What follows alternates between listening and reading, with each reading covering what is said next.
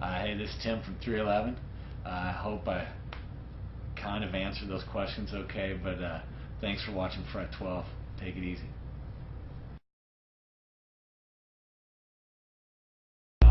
John Vetrano, he asks, you guys ever think about coming out with official tabs for your songs? Okay. We have, but once again,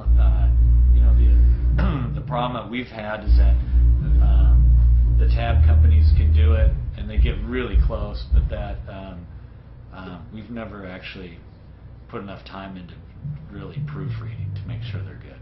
So they're out there, and like I mentioned earlier, some of the ones online are really close and they can get you right there, but I forget, I wish I could remember what song, but the ones that we've checked sometimes are wrong, but I don't know. Hopefully someday they'll be all right. Anyway, I don't know what I'm saying. Alright. I bought a Diamond Phantom, wow, to get your tone, and I am trying to dial in on your sound.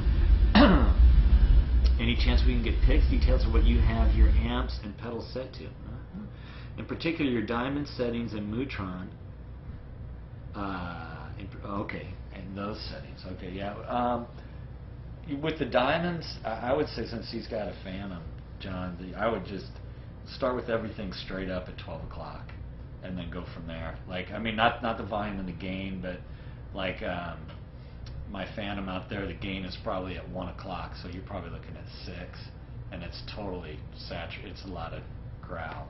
You can take it all the way up, and it'll get you even more. But the EQ is pretty close to straight up, and I would say, depending on your guitar and your pickup setup, to start them with them straight up. The presence, the treble, the mid, and the bass, all straight up, and then just kind of go from there.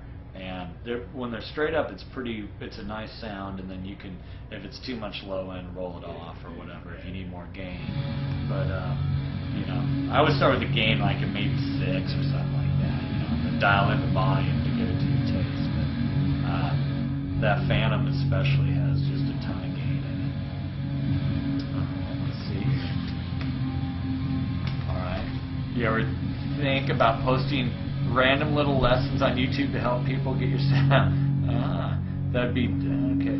Well, no, you know what we have thought about doing, because my friend Jason, who's our studio manager, and Giff, who's our studio engineer, because we talk about gear a lot, and guitars, and guitar players and whatnot. So I don't know if I would ever do a lesson, but I love gear, and I love effects, and I love guitar rigs and everything about it. So maybe someday we'll do that. On to Tony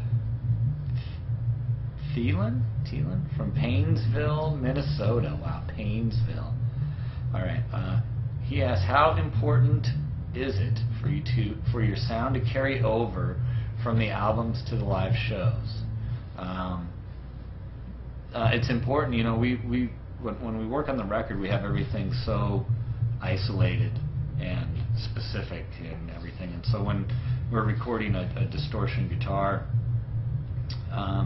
like on Evolve or Uplifter, say for instance, we had Diamond Phantom, Diamond Spitfire 2, and then we had an old Marshall, which is modified by a guy named Jose, and I always forget Jose's last name, but Jose modded, he's since passed, but he modded like Eddie Van Halen's Marshalls. He's like this sick dude, and so we rented one. Bob actually owns one, but he lives in Hawaii, and it was a long story. But anyway, so we rented one, so we'd always run like those 3 amps, and then and it was this killer thick, rich sound, and each one going in a 4x12, and like at least 2 mics on them, and all this shit. And so you have like all these great options for tone, and it's amazing. But then when you move out to take it out and travel, it's like although I do have a Spitfire 2 and a Phantom, and sometimes I started out running both those for dirty and blending them, and it sounds great, but then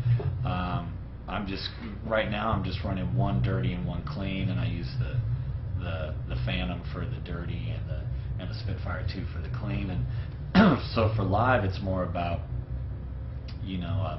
as much as I would love to be able to take that whole setup that we record with on the road, it's more about it's just more simplified on the road, I think, and it still sounds good. And if I tried to travel with all that stuff, and you know, that's just the dirty. Like for clean, we had like I own a '63 Vox and AC30, and we had a Fender Twin, and we had the diamonds up there, and so we have this real collage of really great sounding clean amps, and you know, like it just the Roland jazz chorus and stuff. And Bob hit me to that. I bought a lot of gear since Bob and I started working together on these records, but you know, it just would be a nightmare to set up every day. Not a nightmare, it just take time, and then it's a lot of maintenance and stuff. But long answer to a short question. We try and get the sound to carry over. Whether it's, you know, on my end, it's more like I'm using the same effects, and also like a flanger or chorus might be different. The chorus I have out on my board, you know, it's just you know, you want it to sound similar to the record at the same time. I think live, hopefully, it's a little bit more raw. That's what we're, you know, trying to just get the guitars to cut. Tony, he wants to know my favorite 311 song to play on guitar.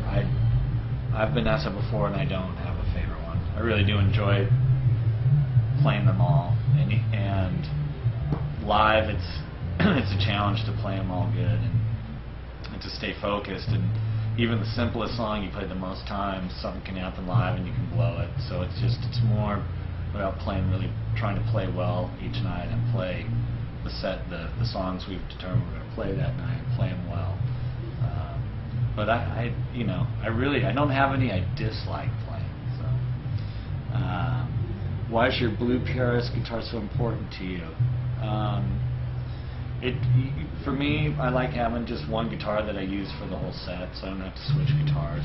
And the PRSs I have are really good at doing clean and dirty reggae and hard rock, and they seem to. It works for me. Although, like when we record, we use other guitars as well. But just it's one guitar that can do all the songs. But it's nice because it's big. I was just looking at that. The guitar's over 10 years old, so it's been a long time. It's been a lot of play. Traveled a lot with me, so I love it. Patrick Chapman wants to know, the song credits on each album have always been interesting to me. Each song has Mahoney next to it, is unique to all the rest, and seem to have an extra element of something to it. What is the songwriting process like for you when you take the helm and writing a song for 311? Well, it's never really like taking a helm. We kind of, you know, we all have, everyone writes music, and so when we get together, like after 311 Day, we get together and everyone kind of bounces ideas off each other, and you know, like I think just a lot of my song ideas come from spending time just playing, like like I mentioned earlier with the looper, and they evolve from there, that they can have kind of more tend to be maybe a little more spacey or weird, I don't know, but the process is just trying to be open to laying down the ideas when they come to you. I don't know, you know, where they come from, but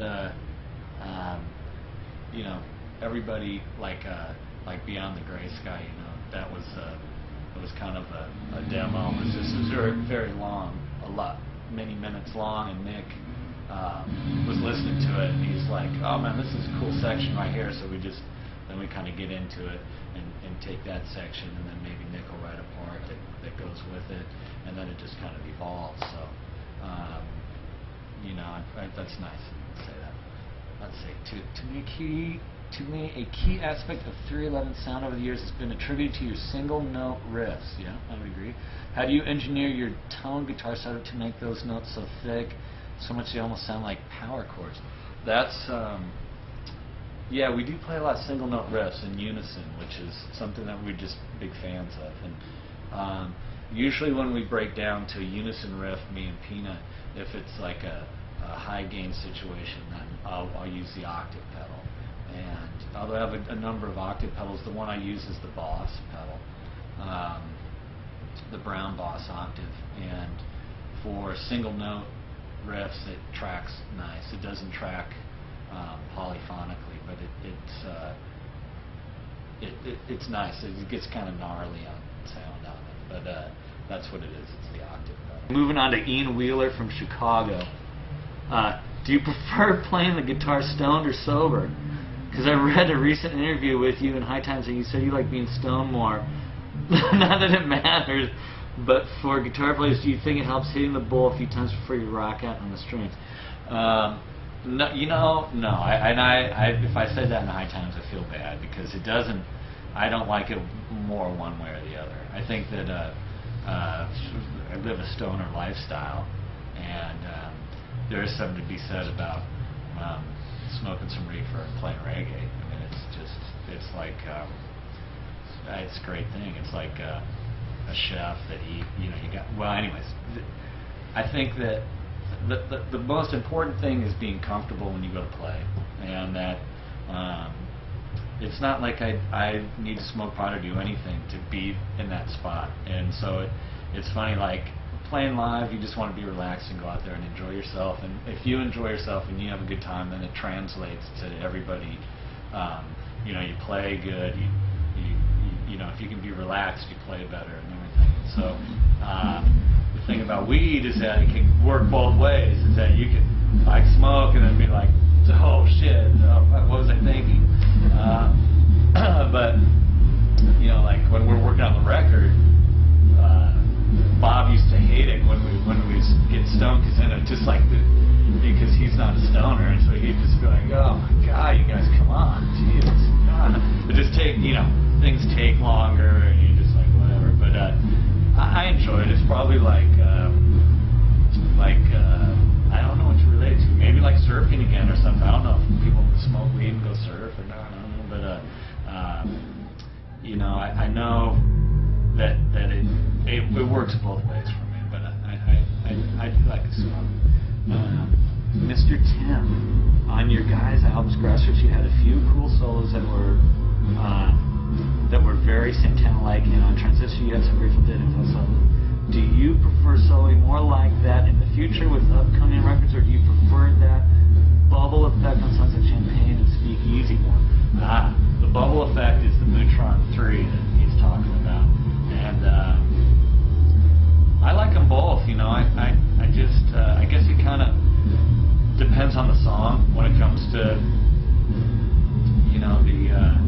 the lead tone that I'll use. Bob, it was interesting because on the last record, Bob got me back into the wah pedal, and I kind of I've always had a wah pedal and kind of used it more on rhythm, and so the last record I used it more on the leads, and it's fun, get a little bit more expressive with it. So those cater more to kind of a hard rockin' lead, and it just depends on the song. I like it all. I love the Neutron 3 envelope effect pedal that you mentioned. That's what you're talking about when you say the bubble effect, because that's very expressive too. It's like a wah, it just opens and closes. It's kind of like an auto wah, but a little bit more. It's cool. But I like that. It just depends on what the song caters to. A lot of times, if it's clean, I'll use that just because get some good tones. They're very, depending on how hard you hit it, how it opens and stuff, and it blooms. So I like that. But I also like just straight ahead, high gain kind of thing. Let's see. There's other last question. Let's see. Ian also asks, will you always have at least a few heavy songs on any upcoming albums, or will your guitar sound become more laid back and chill on future albums? I wish I knew. I hope. I mean, I like all sorts of guitar tones, and the thing that we've been, as you get older, I think you start to use a little bit less gain, but I think that a lot of times you can oversaturate something that takes away from the ball sack feel a little bit. So it just, I think each record, and try and dial it in better, like a sports car. Like we've been out here for traveling. We went to Alaska, now we're in the States, but it's been about 2 weeks. And it's the same rig I always have, the same rig I have at my house, or at the studio that when we're rehearsing, but we get out here, you start tuning it and everything. And it's kind of like a car, like a sports car or something that you just keep in tune. And the heavy songs are something that we all love, and so there'll always be heavy. The tone of the distortion might change, and that's only just from trying to get a little more rock in here and there, and same with the clean might change. But the effect, like the bubble effect you mentioned, that's never going away. That's one of my all-time favorite effects. Is the Neutron 3, and that's like the one that Garcia used, and Stevie Wonder uses on his keyboard and stuff. And it's hard, you know, the Qtron by Electro Harmonics is probably the closest thing we can get to that. All right, let's see. But you don't have to smoke weed to have fun playing guitar. I don't want to, because I'm actually the only one really that smokes anymore before I play. So, Chad Bartell, Kimberly, Wisconsin. Nice. Well, Chad wants to know, also, since you are a fan of Electro Harmonics gear, have you had a chance to use the Ring Thing pedal yet? If so, thoughts on it. If no, what are you waiting for? It's the sickest ring modulator for guitar I've ever heard. Well, I have not heard the Ring Thing. I like ring modulators. I have not heard that yet. Has ever had a thought for a customized unit crafted by that company? I don't know what I would have them do.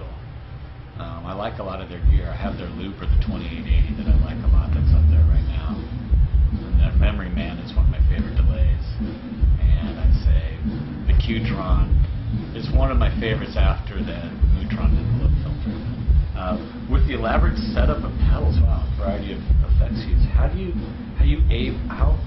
you able to maintain such clarity in your sampling line? Well, Chad,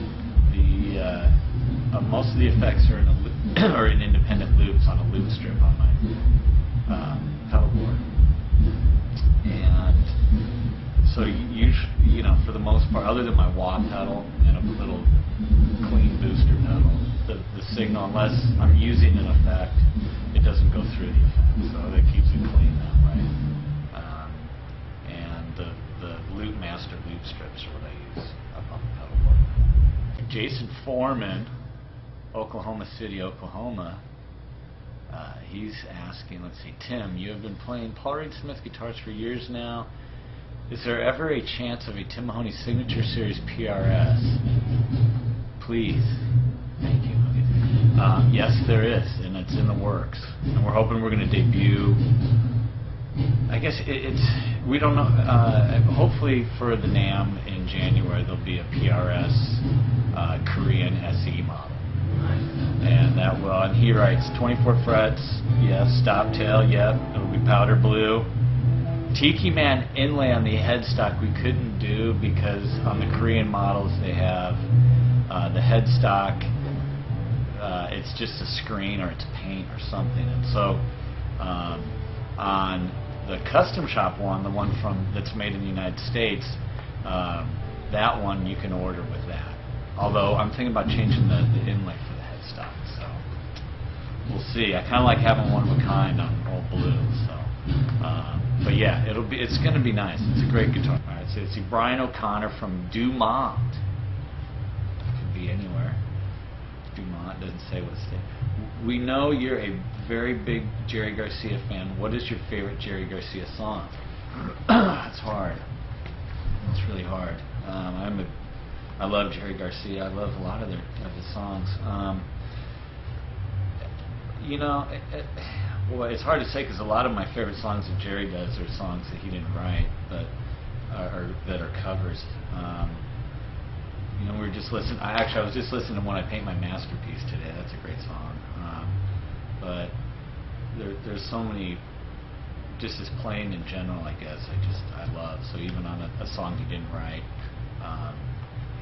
some of his playing is, you know, I'm a big fan. But my favorite Jerry song, I love Birdsong, it's classic. There's so many great ones, it's hard to choose one. Moving on here, we got Brian Seco from Fishers, Indiana. Let's see, okay. Tim, what was your sound setup for on the Evolver album? There seems to be more of a flanger type sound. The dirty channel, so to speak, on songs like Crack the Code sounds different from, I guess, your typical lightly distorted tone from all records prior. On Evolver, the dirty channel on songs like Crack the Code sounds different from records too. Yeah, you know, it was a little bit different. It sounds really horrible to say this, but I honestly can't remember. You know, I know on Crack the Code for clean I was using a Fender Twin and mostly in my Wagner Uberschall. But I can't remember the exact. I mean, it's so long ago. It's horrible. I was thinking it was from a year ago, and I was like trying to think of how we had it set up. Was it the Hive effect for that album being on Volcano versus Capricorn? You know, Capricorn went out of business and they sold their company, and Volcano bought their company and our contract with it. Both have great people there. I miss the guys at Capricorn. Were great. They were good people. But let's see. What are the chord shapes you play on the other side of things for the chorus? That is towards the end of the song. Chord shapes would just be a root and a fifth, actually. And depending on what part of that song, the other side of things you're talking about, it's most likely it's a root and a fifth. It could be a root and a low five. Moving on to Corey Lusk from Brownsburg, Indiana. All right. Can you see a difference in style from how you played in the early 90s when compared to now? Yeah, I hope. I hope. Hopefully I'm getting better. I don't know. That was a while ago. We've been laughing because we've been a band for 20 years. And it's like, fuck. You look back and you have a lot of energy when you're young, and then now when you get older, you have a lot more experience. So you get, you tend to understand a little bit more as time goes on. But I wish I had the energy I had back in the early 90s. And back in the early 90s, I wish I would have had the kind of experience I've had now as far as the now shows and playing and kind of understanding. But you try and get better each day, and hopefully, when you look back over a decade or two, hopefully you've grown as a player. So that's what hopefully there is a difference. But the style approach is kind of the same. I've always liked reggae music, and I've always liked Dimebag and Pantera and heavy rock and Led Zeppelin and Jerry Garcia that whole time. So a lot of the same influences in what I listen to, but the style, I guess the approach is kind of always the same. Hopefully technically I'm getting a little better each day. I don't know. Do you have any rituals you do before a show? Yeah, I stretch my body out. I'd stretch out, and I warm up on the guitar. I have a guitar on the bus that I play, and I warm up my hands and just make sure I'm loose. Let's see. Corey also asked, how did you stumble upon some of the guitar effects that you use now in your songs? I have a couple good friends in Los Angeles that one is my guitar instructor, is Peanut's guitar instructor, and Nick's guitar instructor. His name is John Ziegler, and John is this phenomenal guitar player. He plays kind of rock, jazz, fusion stuff, kind of like somewhere along the lines of like Tommy Bolin meets like I don't know. He's really great. He shreds, but he's a soulful guy. But anyways, he's got this really killer sounding guitar rig, and he plays on Monday nights at the Baked Potato, and so I've been friends with him for a long time now, but he talk a lot about effects with him, and I've learned so much about guitar just from him and other people. But a lot of the effects that I have up there now are from the 70s and 80s. They don't make them anymore, and they just, whether it's just the chips or the effect, whatever the parts were to make those effects back in the 70s and 80s don't exist now. There is a lot of them. There's something to be said that nothing sounds like some of those. There's a lot of great, I'd say probably 75% of everything I have is old, kind of like I have to buy on eBay. And And just over the years, you know, you just kind of, I have a lot of phaser pedals, but you kind of zero in on a phaser pedal that you like the most. And I have 2 phasers up there, and I have a Univibe and a flanger. And it just, you know, you run out of real estate space, really. And the pedal board's huge now, so it's just like, you know, I just love effects. I'm really into it. But, you know, for the most part, I'd say 75% vintage kind of stuff up there. All right, Steven from Dayville, Connecticut wants to know, having had 2 demo leaks, do you embrace the digital age or fight it? I embrace it, I guess. You know, I mean, if it was, it's hard because if it was the 70s, then, you know, everyone would record onto tape, and then everyone would listen to those albums on vinyl, and that's the best sounding situation you can have. So that would be my favorite situation.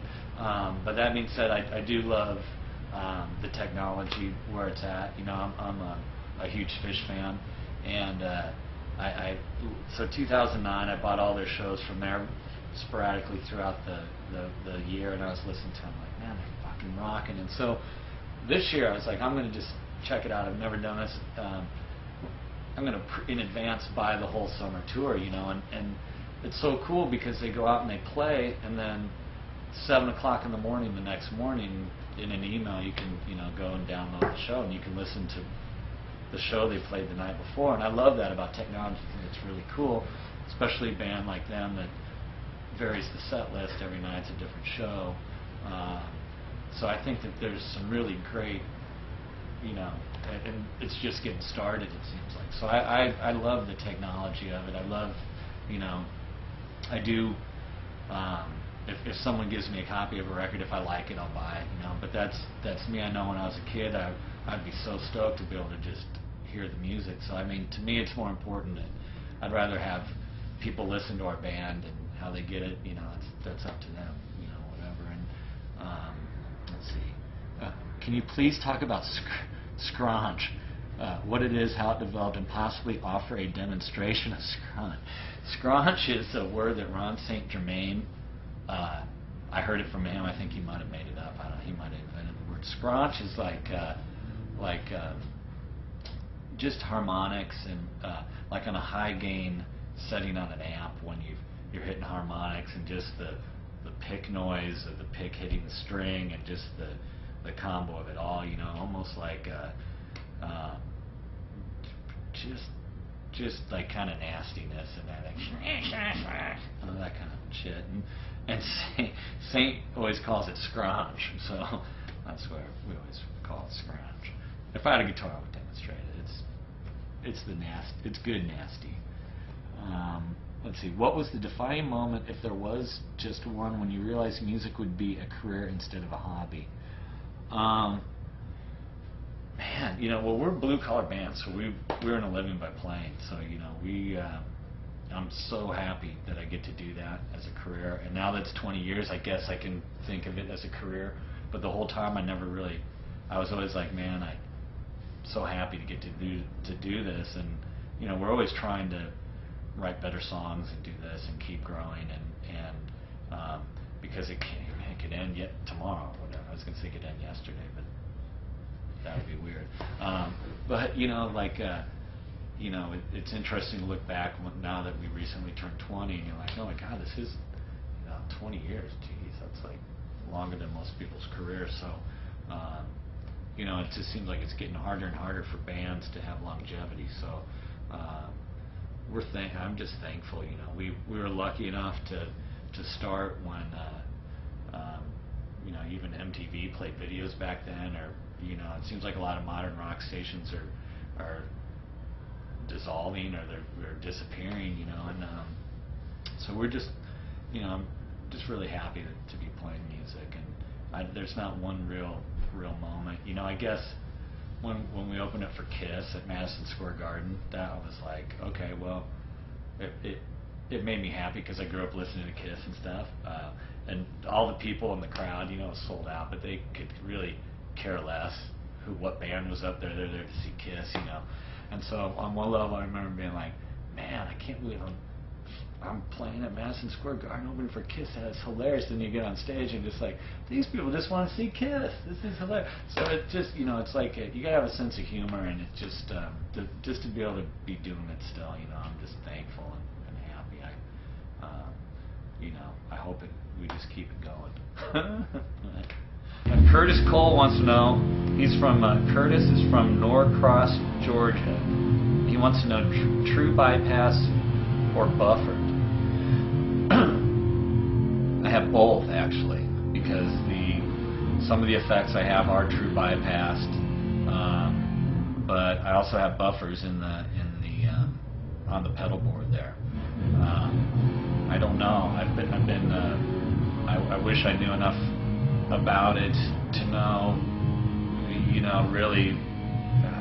I know how the buffers sound pretty much, and I know I need them in my rig as far as to keep the signal pushed through there.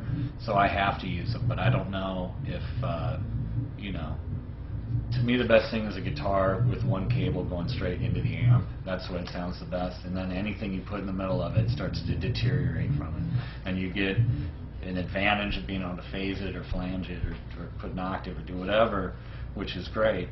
And so you sacrifice it a little bit, and so you have a lot. When you have a lot of effects, it tends to really take a lot. And so the buffering and the true bypass, you know. Curtis also asks, what is your approach to writing both songs and solos? Songwriting's weird for me. Like, I just like to spend time. I find I have a couple periods throughout the day where I seem more open to channeling music wherever it comes from, and so. Although every day I do spend time playing the guitar, and it's a lot of that time is just spent maybe with my looper pedal, my boomerang, or my 2880, and just generating a tone and then playing off it, and spending time. I spend a lot of time playing guitar that way, just kind of like soundscapes and stuff with the looper. But and so for me, a lot of riffs and things come out of that time. Like when I'm just spending time playing guitar, some will resonate, and I'll be like, okay, that's cool. So then I'll just try and with my iPhone, or you know, record the idea, and then, or you know, if I'm in my studio room, just lay it into Pro Tools and stuff. And so most for me, writing comes out is generated that way. I find a lot of times if you know, I can sit down and get myself go into the room with the guitar.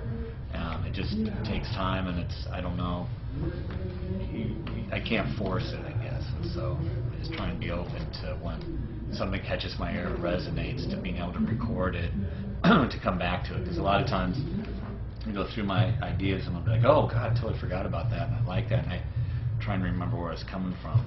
And the solos are like when we're working on solos in the studio, a lot of times we'll lay all the rhythm stuff, and then I just have it on a loop, and then I just spend time sitting in there and just kind of chipping away at it. And some of them will be like a stream of consciousness that I like, it would take, and then sometimes we'll just go in there and do a bunch of passes on it, and like run through it 5 times and just play 5 kind of different solos, and then sit in there and listen to them and just figure out, oh, I like the entrance on this one, I like the out on this, and I kind of like what I did in here, and then just kind of figure it out, and then go back and kind of do a take like that, do some takes. And so and it's been really great working with Bob Rock, because he's really into guitar and guitar solos, and he's got a lot of really great ideas when it comes to comping solos, and trying to just listen to what you did and be like, oh, that's cool, you should do that and stuff. So it's kind of different every time, but it's kind of like with the solos, like for me anyways, sculpting, because you can just sit there and I can hack away at it for what, not hack, well, a lot of times it's hacking away, but I go in there and I do like 5 takes on that, I got to get away from it, and it just and then come back and be fresh, try at it, and usually, unless there's melody ideas that come from the vocals, a lot of times it's just kind of letting it happen. Alex Leva from San Fran. All right, he wants to know, what causes the quality of your playing to differ from one show to the next? Is it hard to get into the music of it? For example, some personal issue is on your plate. and how do you move past? What kind of things cause you to play better or worse? Well, yeah. I mean, personal issues could definitely make you not play good. But I think anything that distracts you from thinking about playing music can make you play worse. And whether it's the sound on the stage, or someone throws a bottle and hits you in the face or something, it varies from extreme, from mild to extreme. But there's a lot of things that can be going on during the show that can make you kind of get out of your zone. And the best shows, I think, for me, are when you can just stay in your zone and there's not distractions and stuff. And so you go out there every day and you want to play as good as you can. And I think the thing that gets probably most of us down is when you go out and there's things and you don't play up to your potential. And so for us, it's especially important to play good, and you hope you get better as time goes on. But for whatever reason, it doesn't happen every night. But how do you move past? You just think, like, we're big Laker fans, and Phil Jackson's pretty well, yeah, you guys are from Chicago, so Phil Jackson's pretty good at if something bad goes down on the court, just letting his guys play through it. And I've heard him talk about that before, and so I just think about stuff like that. You can fuck up, and like the other night, I forget what it was, and we're in Tate, and I looked down on the list, and it was just an instrumental part, and we're jamming on this list, and I was looking over, and for whatever reason, I looked down on the list, and that song "Plane" was there, and then it went in my mind that Plane, when we jam on Plane, it's an A, and Tate is in B, so they're a half step off, and I kind of panicked in my brain, and I was like, oh fuck, I'm on the wrong song. And so then I switched to A, and I'm just like, this is totally wrong. And then I was like, oh shit, so like just the dumbest little things can throw you off. And then it used to be when I was a lot younger, I'd let it bug me, and then it would ruin the whole show. I'd just be like, it'd be like, oh God, I can't do this, so embarrassing. But now I'm just kind of like, you just got to move on and just, yeah, you fucked up and blew it. Yeah, it might be embarrassing, but, from that point on, you got to just play good from there out. And mistakes happen, and the thing is that music, it's a blessing to be able to play music and to be able to play and be up there every night. It's fun, and, shit happens, and you just got to roll with it and have a sense of humor, which is Christian Velades from Los Angeles. Sorry I'm fucking blowing your name there. But is there any advice you would give up-and-coming players that are influenced by you on how to improve their technique and their ability to make unique music? No, I don't like giving advice, because I don't know. But I know that the more you play, the better you get. I know that if you can. Like for me, I just when I first started playing guitar, I switched from trombone, and I started playing guitar. And I didn't want to play anything that like a teacher was teaching me, and so I had a friend show me a lot, and a couple friends and stuff, and so I learned a lot from my friends. And then lately, I've gotten back into taking lessons, because I think that the more you can learn, and you can have people show you, and you can just the more knowledge, the better. And so I would say if there's someone, like for me, I'm really lucky, because this one of my all-time favorite guitar players also is a guy that I can get lessons from.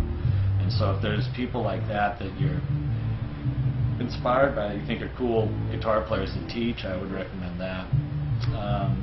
And then I think, just to improve technique, the more you play, and knowing that, kind of just the simple basic things about how to hold the pick and to pick, and how to do certain things like that a cool guitar instructor can teach you, and kind of can show you little paths to improve your technique. And then it's just a matter of rehearsing and practicing. And I think that you find some songs you like to play that are by bands you like,